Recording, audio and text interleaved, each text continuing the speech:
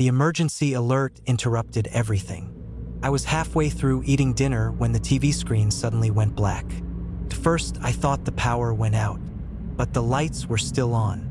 Then that loud, metallic S-tone blasted through the speakers. You know the one. That horrible screeching alarm that makes your stomach drop before you even know why. The screen flickered. Then the words appeared. Emergency alert system. The voice that followed sounded official, but something about it felt rushed. Like whoever recorded it didn't have much time. This is a national emergency broadcast. All viewers are advised to immediately turn off any television program known as The Barney Show. I laughed, actually laughed, because I thought it was some kind of prank. The Barney Show? Seriously? My little sister watched reruns of that sometimes. The alert continued. Do not watch the program. Do not listen to the audio. Do not allow children to remain near the screen if the program appears. My laughter stopped. The message kept repeating, over and over, but then something weird happened. The screen flickered again, and instead of the alert, the channel switched, by itself, straight to a children's program. Purple background, bright colors, happy music, and there he was, Barney, except something looked wrong. At first glance, it looked normal. Purple dinosaur, green belly, big smile. But when he turned his head toward the camera, his eyes didn't move right. They didn't blink. They didn't move naturally. They just stared, directly at the screen. My sister walked into the room. "Barney," she said happily. Before I could grab the remote, the emergency alert suddenly came back. But the voice sounded different this time. More urgent, more distorted. If the Barney program appears on your television, do not watch the character's eyes. My sister was already staring at the screen. "Turn it off," I said. She didn't respond. I reached for the remote. Nothing happened. The TV volume suddenly got louder. Barney started talking, except the voice didn't match the mouth. The mouth moved slowly, but the voice sounded delayed, like it was coming from somewhere else. "Hello, friends." My sister stepped closer to the TV. "Turn it off," I said again louder. Still nothing. She just stood there, frozen, watching. Then the emergency alert cut back in again. The voice sounded almost panicked now. "If someone is watching the program, remove them from the room immediately. Do not allow them to continue viewing the broadcast." I grabbed my sister's arm. "Come on." She didn't move. Felt like trying to pull a statue. Her eyes were wide open, locked on the screen. Barney's head slowly tilted. The smile got bigger, too big. His eyes moved for the first time. Not blinking, just shifting.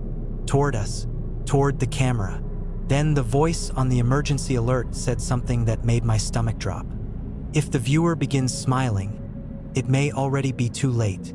My sister started smiling. Slowly, exactly like the thing on the screen.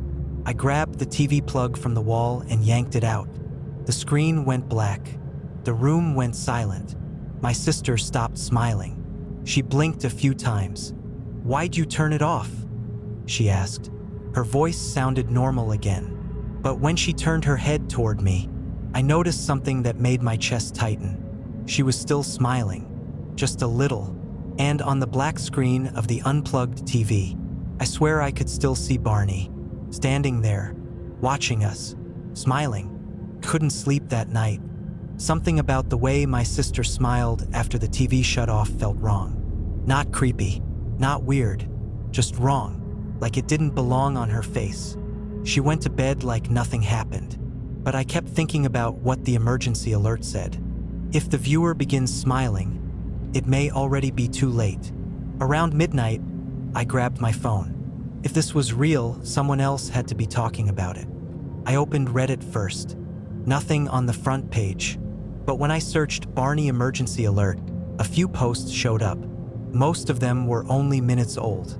One post read, "Did anyone else get an AS warning about the Barney show?"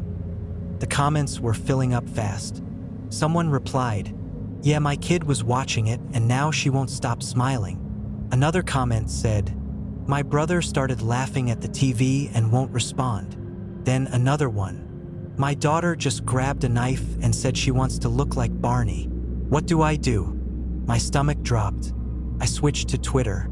The search feed was exploding. Videos, photos, people asking if the alert was real. Then I saw a video someone posted. It was filmed in someone's living room. A little boy stood in front of the TV. Barney was on the screen behind him. The boy was smiling, but not normally. His lips were pulled so tight his cheeks were shaking. And in his hand, he was holding a kitchen knife. The person filming started screaming, "Stop him!" But the kid just kept staring at the TV, still smiling. Then he slowly dragged the knife across the corner of his mouth. The video cut off. I immediately closed it. My hands were shaking. More posts kept appearing. Instagram stories, people filming their TVs, parents trying to shut the program off. Some videos showed kids just standing there smiling. Others were worse, much worse. One clip showed a man in a parking lot laughing uncontrollably. Blood was running down his chin. His mouth had been cut open wider, way wider, and he kept saying the same thing over and over. Barney wants everyone to smile. Then a loud crash came from downstairs. I froze. Another sound followed. A drawer slamming shut. I slowly walked to my bedroom door and opened it. The hallway was dark, but I could hear someone moving in the kitchen. Metal scraping, like a knife dragging across the counter. My heart started pounding. "Mom," I whispered. No answer, just the scraping sound. Then I heard a voice. My sister's voice. Soft, calm, almost cheerful. "I want to smile bigger." My blood went cold. I rushed down the hallway and looked into the kitchen. My sister stood at the counter, holding one of the kitchen knives. The same smile from earlier stretched across her face. But now there was a thin line of blood at the corner of her mouth. She turned toward me slowly, still smiling. Her eyes looked empty, like she wasn't really there anymore. "I saw Barney again," she said, "but the TV is off." I looked toward the living room. The TV screen was completely black, still unplugged, but faintly I could hear music, the same happy music from the show, coming from the speakers. My sister raised the knife to her face. "You should smile too," she said. Then suddenly, she lunged at me, and upstairs, my phone started blowing up with notifications. Reddit, Twitter, Instagram, hundreds of new posts, all saying the same thing. "The smiling is spreading." My sister ran at me with the knife. I slammed the kitchen chair into her path and backed away toward the hallway. "Stop," I yelled. She didn't even blink. The smile on her face was wider now, too wide. Blood was dripping from the corners of her mouth where the skin had split open. She swung the knife at me. I barely dodged it. "Emily, it's me." Nothing. Her eyes were fixed somewhere behind me, like she was still watching the TV. Then suddenly, she froze, completely still. Her smile didn't move, but the knife lowered slowly to her side. For a second, I thought she snapped out of it. Then she whispered something, soft, happy. He said not to interrupt. My stomach twisted. He said if someone bothers us, we fix the problem. She turned the knife toward her own throat. "No!" I rushed forward and grabbed her wrist. The second I touched her, she screamed, not in pain, in anger, pure rage. Her head snapped toward me and her smile stretched even wider. "You're ruining the show." She started thrashing violently, trying to stab both of us. I shoved her backward and ran out of the kitchen. My phone buzzed again. More alerts, more posts. I locked myself in the bathroom and opened Reddit. The front page was completely flooded now. Videos, police scanners, emergency broadcasts. Someone had pinned a post at the top. "Do not interrupt them." The post explained everything people were seeing. The infection spread through the TV broadcast. Anyone who kept watching started smiling. Then the smiling got wider. Then they started cutting their faces to match the smile. But the worst part came after that. If someone tried to stop them, if someone grabbed them, if someone turned off the TV, the infected would attack. Sometimes others, sometimes themselves, like they had one rule burned into their heads. Don't interrupt the show. I switched to Twitter again. Videos from all over the country were popping up. Schools, hospitals, restaurants, people sitting perfectly still in front of screens, smiling, bleeding, watching Barney. One video showed a group of people in an electronics store. Every TV in the building was playing the same episode. Dozens of people stood in front of them, smiling. A security guard tried pulling one guy away from the screen. The man instantly grabbed a piece of broken glass and dragged it across his own neck.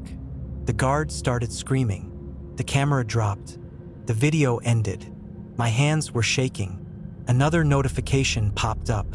Emergency alert system activated. I opened the live broadcast. The same distorted voice from earlier spoke again. This is a national emergency. If you encounter individuals smiling and staring at screens, do not approach them. Do not touch them. Do not interrupt them. If disturbed, infected individuals may become violently self-destructive or hostile. I slowly looked toward the bathroom door. On the other side of it, I could hear my sister walking through the hallway. Slow footsteps. Then the TV in the living room suddenly turned on.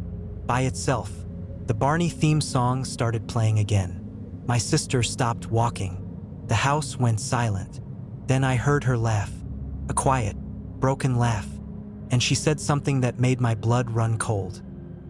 He says the episode isn't over yet. My phone buzzed again. A new trending tag appeared across every platform. Hashtag the smile virus. And every new video showed the same terrifying thing. More TVs turning on by themselves. More people smiling. More blood running down their faces. And behind every single one of them, Barney was still singing. I didn't stay in the house. Couldn't. The Barney theme song was still playing in the living room, echoing through the walls while my sister stood there laughing quietly at the screen. I grabbed my keys, my phone, and ran. Outside, the neighborhood looked wrong. Not destroyed, not chaotic, just quiet, too quiet. Porch lights were on. Cars were parked in driveways, but people were standing in their living rooms, facing their TVs, smiling. Some of them had their curtains open, and I could see the blood running down their faces. I got in my car and drove. I didn't even know where I was going. My phone kept buzzing with updates. Reddit threads were turning into survival guides. People were warning each other not to touch the infected, not to turn off TVs, not to interrupt anyone watching. One post said police tried clearing out a house earlier. 3 officers grabbed a man watching the show. The moment they pulled him away from the screen, he stabbed himself in the throat with a broken bottle. Another post said entire apartment buildings were filled with people standing in front of TVs, just smiling, watching, bleeding. Some people had already died, but the TVs kept playing. I drove for almost an hour before I realized something strange. The further away I got from the city, the more TVs I saw glowing inside houses, like the broadcast was spreading faster than people could shut them off. Then my phone lost signal. No Reddit, no Twitter, no Instagram, just the emergency broadcast channel. The message repeated again. Do not interrupt infected individuals. Leave the area immediately. Avoid all broadcast devices. That's when I saw the town. It was small, barely more than a gas station, a diner, and a few houses. A sign on the road said the population was only 312. I slowed the car. At first, it looked empty, but then I noticed something. Every building had light coming from inside. Blue TV light.